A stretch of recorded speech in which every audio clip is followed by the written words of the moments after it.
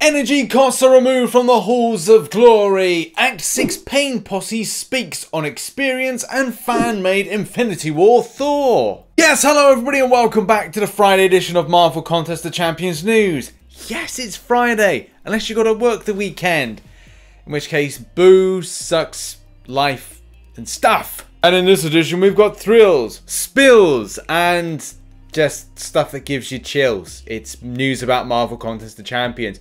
What do you want? I'm injecting as much excitement in it for a Friday as you can possibly imagine. By that I mean thank you very much for supporting this channel by hitting the like button as well as subscribing with post notifications on all, so when the videos pop up you get to see them in your sub box and notification doodahs when they're working. But thank you very much for those that do that. But also, as I normally do, thank you very much to those that support through the medium of Patreon and as well YouTube membership. They're on screen at the moment. Thank you very much to those people that do that. And as well, those that support on Twitch and do Twitch subbing, and as well those that do Prime Gaming. Yes, if you have Amazon Prime, and unfortunately you do have to renew this on a monthly basis. It's not auto renewal. I don't know why Twitch don't do that. I don't know why Amazon don't do that. But thank you to those people that support through Twitch subbing and as well Prime Gaming. So yeah, if you are with Prime Gaming, you do get to get some free loot. And as well, you can do the conversion. If I remember to put the brand new way to kind of showcase how to do Amazon Prime transference to a Prime Gaming to give a free Prime sub, then I'll put that on screen. But thank you very much to those that support through that means. First of all, let's kick off with Halls of Glory. Now, for a lot of players, they have not really rated Halls of Glory that high, and especially for the energy cost in order to get things like ISO. The gold's alright, but the ISO side of things, and yes, there's a selector, but it's not substantial enough to really warrant the energy spend. But it looks like Kabam are on the case and have reversed, or removed even is the correct word, removed all of the issues when it came to the energy side of things. So that's really good. So you better do it for free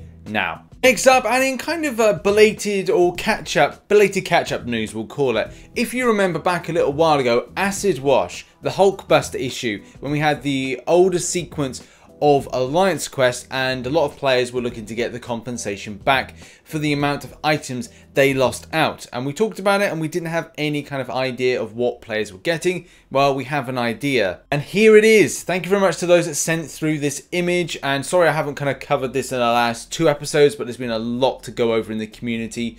But this isn't good enough. This isn't good enough. And I don't know if this was representative of an average mean number of stuff and items that were used to take down the Acid Wash Hulkbuster, which caused a lot of problems for players. Or was it a case of just went, I guess we could just throw this back. Either way, a lot of players are saying or have said that this wasn't enough to cover what they spent on this particular Acid Wash Hulkbuster issue in map 7. So disappointing, and it would be nice that Kabam would acknowledge this, or in the future get this right by the players that grinded out and as well lost items to this particular issue. Hey, does everybody remember the pain points thing that Kabam were going to sort out in the Dev Diaries, which we then called on the podcast the Pain Point Posse? Yeah, the Contest Round podcast. Do you listen to it? Do you watch it? You should watch it and you should listen to it, as if you don't, I can't be held responsible for my actions. That's all I'm saying. Yeah, we fondly remember Kabam saying about the Dev Diaries and they were going to do the Pain Point Posse, as we called it. And yes, there would be adjustments further to Act 6 based on pain points. Compensation, which would be representative of if you've done a completion exploration of Act 6 prior to any changes. The same thing with a prior to 6.2.6 Nerf of the champion boss fight. So yes, there's a lot of stuff that we're still waiting to see back. And I got a message on Twitter, thank you very much for Curtis, that reached out and said, I just finished listening to the podcast and wanted to let you know that as someone who was part of the Pain Point Posse, you probably haven't heard anything because it wasn't really clear at the end what we could disclose or not. Curtis goes further to explain that there is a good amount of feedback that has been given back to Kabam on the subject of changes that need to be made. So we all hope that this is indeed done and Kabam do facilitate those changes. Now how it looks like is that the Pain Point Posse have completed their feedback and work, or lots of feedback has been done. And whether or not this will then take a further month to develop the changes that need to be done based on the feedback will be up to the discretion of Kabam to let us know that. But I just don't feel this is going to be something that will drop in September. We've got Cavalier difficulty dropping and probably a few other bits of content that will be dropping as well. Not to forget the fact we've still got the Omega Quest to drop next week, which could mean that a lot of players are pretty active with trying to do that. With this coming in, I would estimate it going in October, especially if they're going to do some September of developing Act 6. And as well, we have now got the Act 7 beta to be released in the next coming days. So that is going to be another thing as well. There's going to be some overlap, there's going to be some tinkering, and Kabam have got a lot of work to satisfy not just endgame players, but those that are trying to emulate and get to a pure endgame of Act 6 100%ing, which, look, a lot of players are going to hold off on until these changes are made. Either way, there has been a lot of content dropped, and it does feel like this is one of these summers to keep up to date as much as possible with what's going on. I think December's usually quite busy, but yeah, loads of content has been dropped this summer, more than I think last summer did.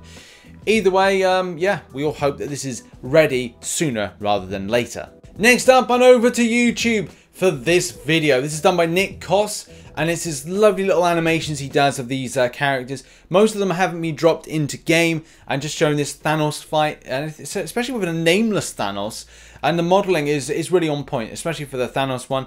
The great thing about this is that the Thor looks really good as well. I would say that I love this even more because Nick has labeled this as Thor Infinity War, not Stormbreaker Thor. I will talk about that in a moment, but I absolutely love this. It's so well done, and yeah, always great to see what Nick's producing next, whether or not he produces something that is not in the game, could be in the game, and stuff like that. But it's just cool because he's taken the movie animations and the movements and as well paired them off.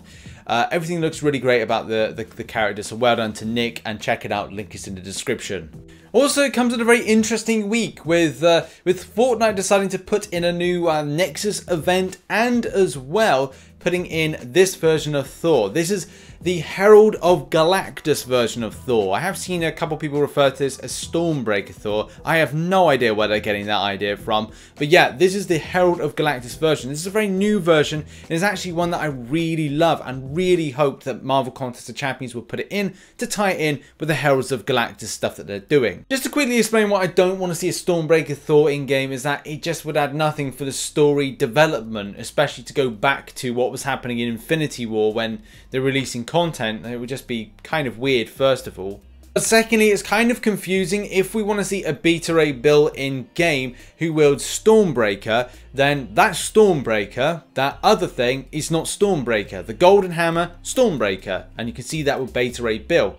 So I think that it's good Kabam will never put it in, because it just wouldn't make sense for Beta Ray Bill to go, hey, I've got Stormbreaker. Oh no, that's not Stormbreaker, that other thing's Stormbreaker. Yeah, but that's not Stormbreaker. There's a further level of complexity because Unworthy Thor wields Yamborn, but there's a battle axe which is referred to as Stormbreaker, but the name Stormbreaker is associated with the gold. Yeah, MCU didn't do a very good job with kind of explaining that factor to it. To be honest, it would have been easier if they just said, hey, wield Yamborn, let's forge Yamborn, and then people would go, great. Or give him the small little golden hammer, which then would be fine. Bit weird, but it would be fine. In any case, and on that bombshell, we are going to go into Art Corner, but yeah, it's good to see some Thors that could be making an appearance in MCOC at a later date, but we'll have to see. Yes, we'll kick off Art Corner with Self Ink Volve. So a lot of these creations are done for the purpose of, well, putting together for tattoos. And I think Self Ink Love, I mean, it could be in the name, does want to go into some element of tattoo artistry. You've got Cat Marvel movie there. You got a really cool ghost that's phasing, which I think that is great. Kind of add that element of kind of like phase whilst in a static state, similar to if you've seen my Iron Man VR video. So yeah, pretty cool. He's also done, that's a domino. That's really, if that's a tattoo, that is sick. I mean, I'm not a person that, I don't think I'll get tattoos, but you know, if I was to, I'd be selecting something like that. That looks really good. Also, shout out to Road_Holmes, who's done this really cool rocket. That rocket's like, oh, stuck in the Infinity Gauntlet there. What's taking so long? I'm stuck. You just like, yeah, you can see that. You can see that. Stuck inside. Next up, and Super Duper Boo has put together this Mole Man who looks jacked. I think if Mole Man looked like this, he might have been able to get that lady. But still, like even Giganto Jr. is looking pretty kind of like stacked as well. Both of them have looked good. I think Super Duper Boo has put them on some sort of diet and exercise regime because they've put on some major timber. Are ready to take on the contest. So yeah, shout out to Super Duper Boo for this. It looks cracking, love it. And there we go, that's been your Marvel Contest of Champions news for Friday. There will be a further news later today, so make sure to keep locked to the channel for that. Check out some recent content that's up there. Check out some other content over the far left-hand corner. Check out Rich's Realm and other stuff as well. And I'll see you very soon tonight for the live stream. We'll see you there. Bye-bye for now.